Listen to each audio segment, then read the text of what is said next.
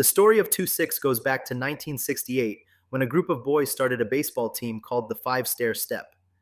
These boys went to McCormick Elementary, 2712 S. Sawyer Ave, Chicago, IL 60623. At the time, the boys were 11 to 12 years old. In the year 1970, the boys numbered about 20 members and still played softball at McCormick and were now 13 to 14 years of age. The boys hung out at 26th and Sawyer, which was not far from McCormick. At the time, Ridgeway Lords and Latin Kings were growing larger in size and began more aggressive recruitment. This led to the boys having conflict with both groups, as both gangs were allies. Around Thanksgiving time of 1970, Crazy Dave and two others came up with the 2-6 name for themselves, and the organization was born in that year of 1970. The 2-6 were not like other gangs in the area because they did not wear colors, have symbols, and they didn't spray paint symbols or represent heavily. They just knew who they were, and so did enemies, and they dealt with those enemies. By 1972, the 2-6 became a little more known around the South Side as far as the Midway area, but they still were not a heavily known group. In the later part of 1973, the original 2-6 members began to recruit new members outside of Gary Elementary School located at 31st and Hamlin, making the group a little larger in size. In the year 1975, 2-6 was big in that area near the school. By this time, 2-6 was hanging out at Sugar Lounge, located at 26th and Sawyer. This is when the original 2-6 began to come up with plans to take over the K-Town area of Little Village. The second chapter of 2-6 began in the year 1977 in wake of the growing gang population in the Little Village area. This began with the arrival of Teddy Sweetwine Ordonez, who was 26 years old at the time. Teddy had just moved from the South Chicago neighborhood and was a member of the Bush Nation gang and was known to be one tough and down member of that club. Now he became 2-6 in 1977. One of Alfonso Ayala Sr.'s nieces, cousin of David Ayala, married one of the Montemayor's named Teddy Sweetwine Ordonez. Sweetwine was from the notorious Montemayor family that was known for controlling a major part of the heroin drug trade, connecting Mexico to Texas, then Texas to Chicago. The pipeline then continued from Chicago to Detroit, and the Montemayors were the largest suppliers of heroin on the west side of Chicago since 1970. When Sweetwine married Ayala's daughter, this connected the Montemayors and the Ayalas together for business. This connected 2-6 with the cartels of Mexico. One of the bigger dealers in the area was Alfonso Ayala Sr., who operated a drug business out of his clothing store at the intersection of 26th and Kedvele, called Alfonso and Elias. Ayala was said to have strong connections with the Mexican mafia. Sweetwine was known for being a very tough individual and could take on several in a fight.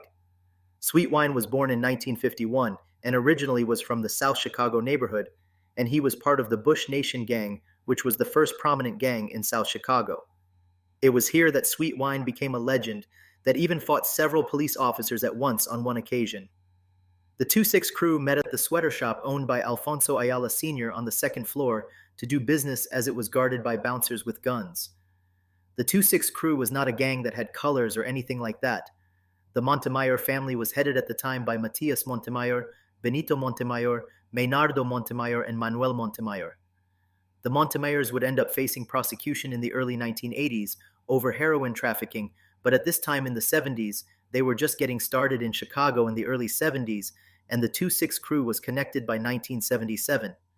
Because of the connections with the cartels of Mexico, the 2-6 crew was supplied with superior firepower over all the other street gangs in the neighborhood, especially Ridgeway Lords and Latin Kings.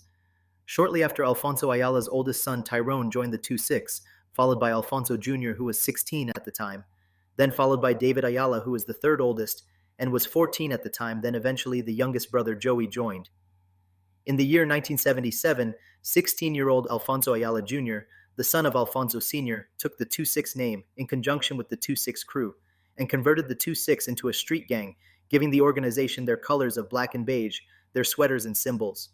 This is when Alfonso's 14-year-old brother, David Ayala, became a 2-6 now that it was a gang for youths too. The kids from the baseball team, including Carmelo, Fish, all joined 2-6 in 1977, and immediately after formation, the 2-6 became a major force to be reckoned with, especially since they were connected to the Ayalas, the cartel, and the Montemayor family. Since the majority of the Montemayors resided in Texas, this is how 2-6 as an organization became so connected to the state of Texas and were able to open chapter in that state over the years. 2-6 ran into other rivalries in the area, including vicious wars with Satan disciples, Ambrose, Villa Lobos, and Artistic Kents. 2-6 did ally up with Sin City Boys and even flipped some of their members into 2-6 once they became a street gang in 1977. In the year 1977, 2-6 hit the ground running as they immediately began rapid expansion as they opened the K-Town 2-6 branch in more western Little Village, in the area bounded by 26th Street on the north, 32nd Street on the south, Pulaski Road on the east, and Costner Avenue on the west, which is technically part of the K-Town section of Chicago, making this section name-fitting. The reason K-Town section started is because the Ayala family moved to this area, and the Ayala family had their clothing store in this area. Also in 1977, 2-6 also opened up the Chi-Town 2-6 branch, right after K-Town opened in the area of Little Village bounded by 23rd Street on the north, 33rd Street on the south, Hamlin Avenue on the east, and Pulaski Road on the west. This section was right next to K-Town 2-6, divided by Pulaski Road. In 1977, 2-6 opened up the Darkside 2-6 branch located in Little Village in an area bounded by 24th Street on the north, 26th Street on the south, Pulaski Road on the east, and Costner Ave on the west. Darkside 2-6 was right next to K-Town 2-6 turf, and the factions were divided by 26th Street. In 1977, as 2-6 was spreading to the K-Town section, Alfonso Jr. had moved to the intersection of 38th and Albany in the Brighton Park community. This section would become one of their notorious sections as they recruited some heavy-hitting members here. 2-6 was perhaps one of the first Mexican street gangs in this white neighborhood as they fought white greaser clubs. At the same time 2-6 was opening 38th Street, they arrived right around that time in 1977 in the Garfield Ridge neighborhood as they clashed with the Insane Popes that formed in that area at the same time.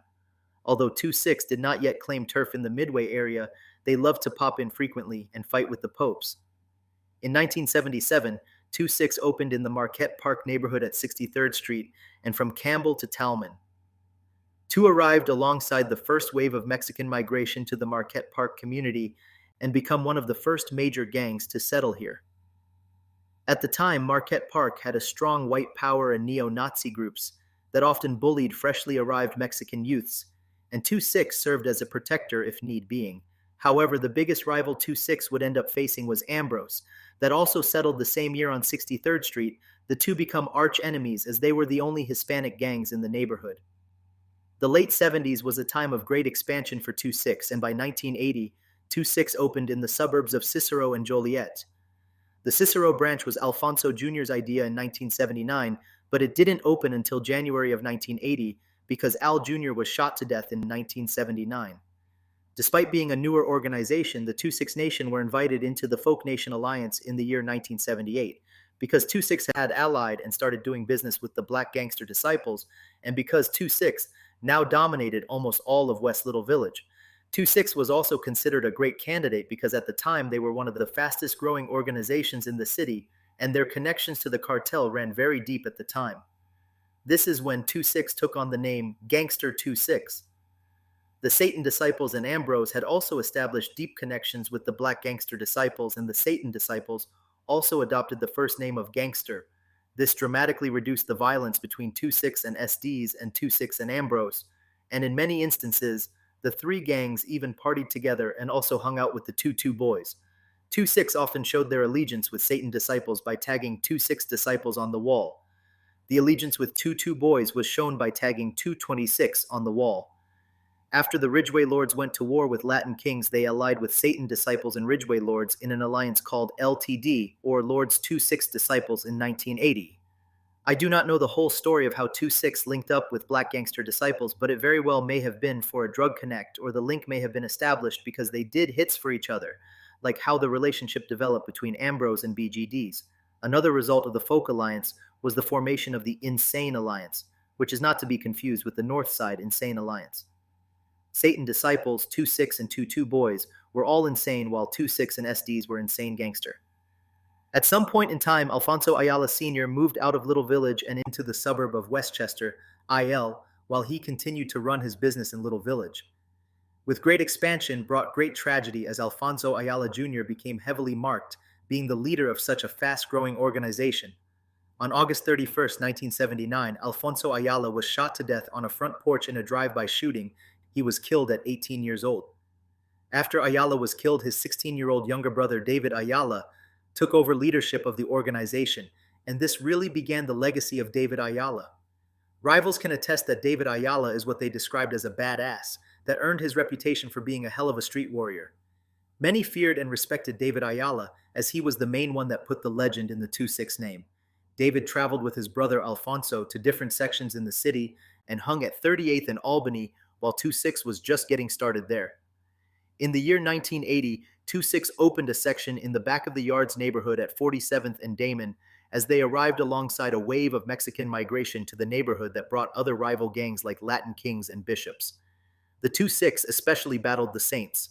2-6 also recruited many new gangs into the Folk Alliance starting in the year 1981 after Folk and People spread to the streets.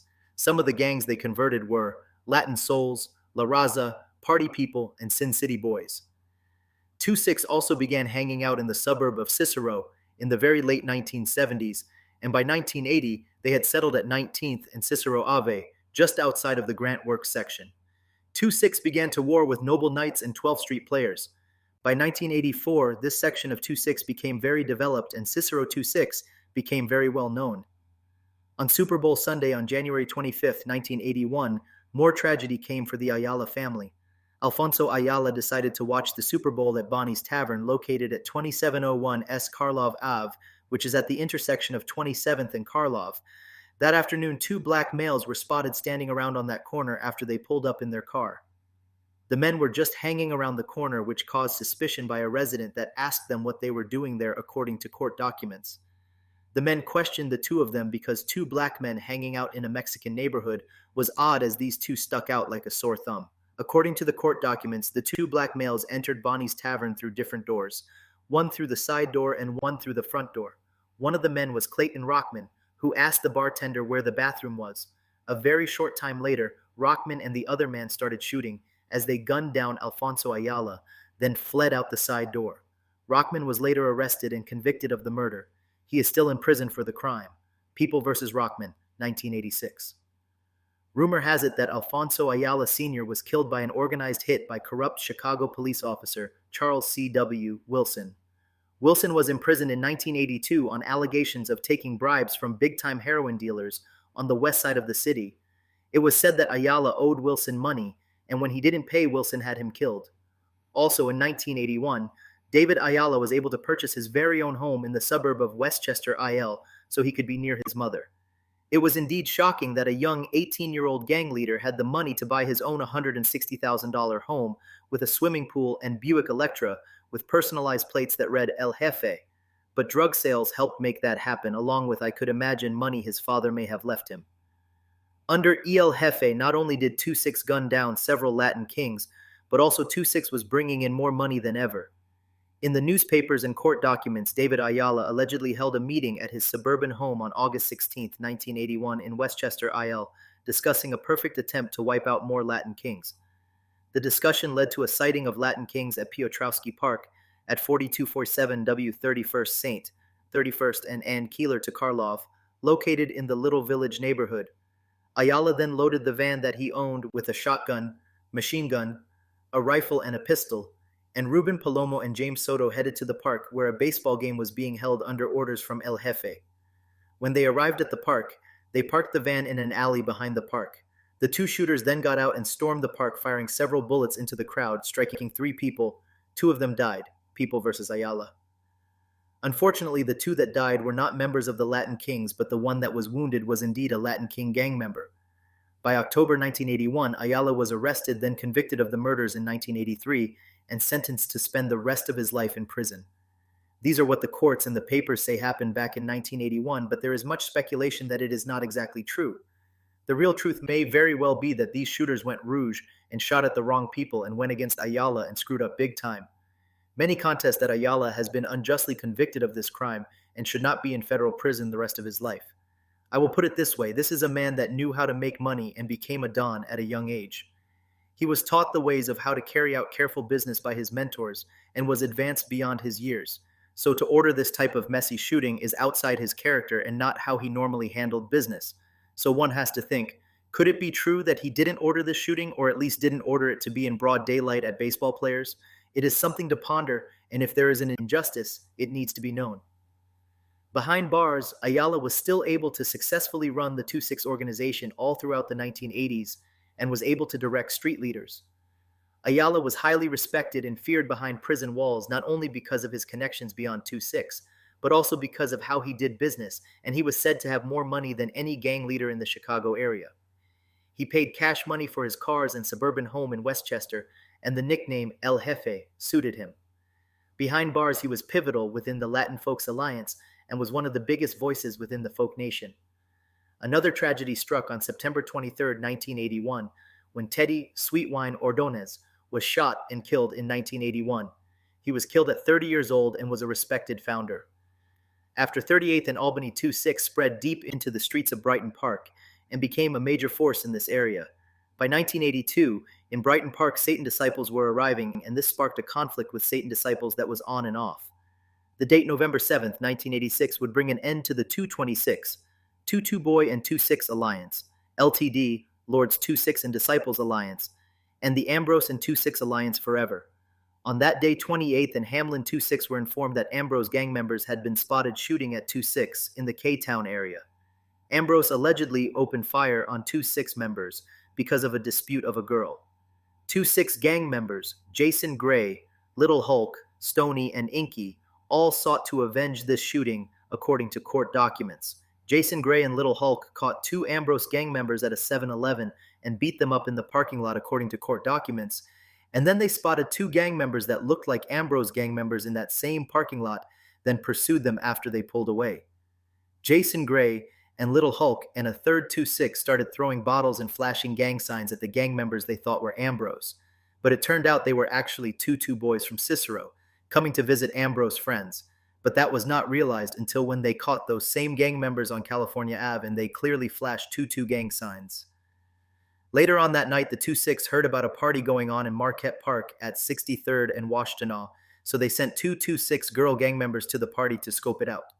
The girls aroused suspicion when they arrived and were unfriendly to everyone as they were dressed in black and beige, so they were asked to leave. A few hours later, Jason Gray, Stoney, Little Hulk, and Inky crashed the party and knocked on the basement door where the party was being held at 6319 South Washtenaw. When the door was opened, Jason Gray began shooting, then Little Hulk joined him as they shot down 4 people in the party. 3 of them died. One that was killed was a 2-2 boy gang member, and the injured one was a 2-2 as well, according to court documents. Manuel Bobe, also known as Little Hulk, was convicted of the murder and sentenced to life in prison without parole. He currently is still in prison for the crime. Jason Gray's conviction was overturned many years later. People, Illinois versus Bobe, 1992. 2-6 would now be in a full state of war with 2-2 boys and Ambrose. That was a shocking war at that time. 2 of the other shooting victims at the party were Satan Disciples gang members, which started a major war between 2-6 and Satan Disciples. Now 2-6 was now at war with 3 allies all in one day's work. After this war kicked off with Satan Disciples and 2-2 boys, the 2-6 was no longer in the insane group, but they remained Gangster 2-6 as of November 1986.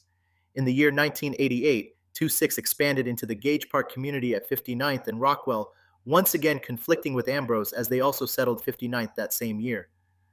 This was also the year that Mexican people first began settling the Gage Park community from 55th to 59th Streets. Latin Kings also arrived in the same year along with Party People.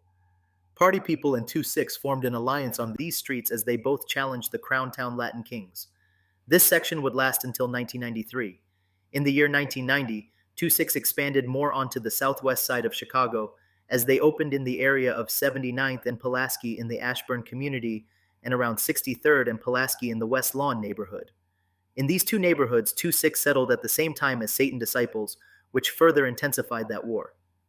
2-6 also colonized 63rd Street in the Clearing neighborhood, where they once again would find conflict with Satan Disciples and insane popes settling the same area. In the early 1990s, 2-6 expansion grew larger as they landed in more suburbs like Schaumburg, Romeoville, Bolingbrook, and Hoffman Estates spawned from the 38th and Albany chapter.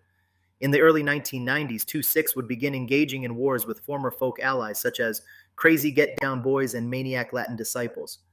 A war developed between 2-6 factions at some point in the 1990s that left several members killed. In 1996, 2-6 even had a war with the gangsters' disciples that got really vicious for a while because of drug operations in Cicero IL. This war was a shocker at the time because GDs and 2-6 were close allies. In fact, the Spanish gangster part of the 2-6 name came from an alliance with the GDs back in the late 1970s, and the adaptation of the SGD, Spanish Gangster's Disciple, or Spanish Growth and Development concepts. The 2-6 would break out into war with their close ally La Raza in 1997. In the 1980s and 1990s, the 2-6 would open in the Belmont-Cragen neighborhood at Belden and Major, in Albany Park at Sunnyside, in Bernard, South Chicago at 92nd and Exchange, and in Portage Park at Addison and Major. By 1998, David Ayala was transferred to TAM's Supermax facility at 8500 Supermax RD in TAM's IL.